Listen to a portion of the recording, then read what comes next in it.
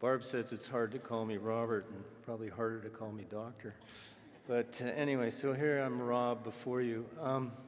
I'd like to thank President Jensen and Dean Folds and Algonquin College for honoring me today.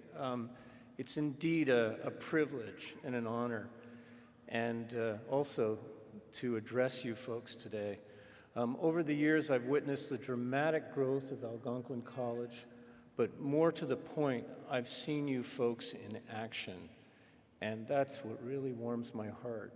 I am more familiar with the nursing and the paramedic folks, but I fully understand how important this diverse student body is, and just to see you involved in the community on a day-to-day basis in my former posts, and even as a citizen and sometimes even as a client, it's just a token to the good work this institution does.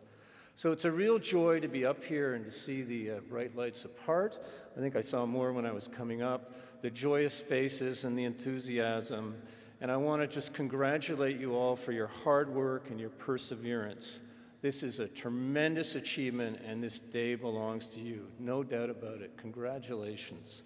And then equally, I want to extend a big thanks and a kudos to your parents, your family, and your friends who've supported your effort. For sure, I wouldn't be up here if my efforts had not been supported by my family, my friends, and my colleagues. And I know that goes full well to you folks, too. And my second congratulations is that you have chose to serve the community. And society needs you, and this is really important. So congratulations. We've got the whole sort of foundation of our community was, unfortunately, with globalization, is under some stress. We're quickly becoming consumers more than citizens, and it's a joy to see people who are going back to serve the community. Because, as it has been said, that African proverb, it takes a village to raise a child, that fully extends to our entire community. So congratulations that you've chose to serve the community, and I thank you for that because we certainly need you. There's really something unique about your choice. There's great opportunities for personal development and for fulfillment, and I think you can get this from what you've chosen as opposed to a lot of other careers. Certainly the people skills, the opportunity to really work with people and to know what their concerns are. And this applies equally to the museum folks and the technology folks, because while you may not be sort of in the home servicing folks or in the schools or in the daycare centers, you have to get, as Steve Jobs has told us, you have to get into the minds of folks to figure out what they really need and what they really want in this world of diverse learning. So I really salute you for all of that. Now, President Jensen has alluded to this is a new era. Where you start is going to be highly unlikely where you finish, but I think what is important is that you will acquire those people skills, and you're going to have major insights into human behavior, knowing people well by working with people firsthand. I mean, what you have already and what you will further develop is that so-called emotional quotient. And this is really good news because wherever you go, these are life skills and they are highly transferable. So this gives you an important sort of advantage as you move forward. So pay particular attention to what is really happening, the dynamics, and not just the task at hand when you are dealing with people. You will learn a lot, and you will be wise before your time. Everybody has a story, and it's very important to understand that. In my generation, I'd roll up the sleeve to take someone's blood pressure, and I would see the identification number from a concentration camp. Or what I would hear from a mother about how she was separated from her family as they left Vietnam. Or you'd learn about the pressures in life, domestic violence, inadequate income, all these things that people overcome. So pay particular attention to that because people's experiences will help you build your experience and to establish your goals. Okay, so what can I tell you between now and noon that you're going to remember? And not much, well, but I'm going to give it a shot. And maybe what will give you pause in the years to come. So I'm going to try and give you some specifics. After all, this is a lectern. My children never listen to me, but anyway, nor my employees, but I've got a few minutes.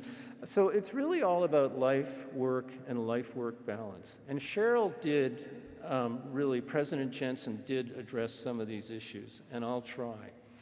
First of all is your health. Many of you are going to be working with people who are challenged with respect to their health. And while we may not choose our genes and while we may have some bad luck, so much of your health is in your control. And for that matter, when you're good to yourself with respect to health, you can further your commitment and further your dedication and your contribution to society. So my line there is take care of your health. So much of it is in your hands, and you will see from other people's experience that they, in fact, are in bad health. So how to learn. The other piece is the mental health piece. And isolation is probably the biggest negative contribution to mental health we have today. So my suggestion to you folks, or my caveat, is that you stay connected. And beyond social media, really quality relationships with your friends, your families, and your colleagues, because helping them will help you, and someday, in fact, you may need their help. My third point is to try and make the workplace a better place. I ran large organizations. What did I know? Yet early in my career, an extra chair in the waiting room made a significant improvement. You folks will be working at the grassroots. You will see things. You will see ways to do things better. Always think about that. It's very important. A CEO who's running a large organization cannot see this, but you can make a contribution at the grassroots level which will be invaluable. And a subset of that is the facts change.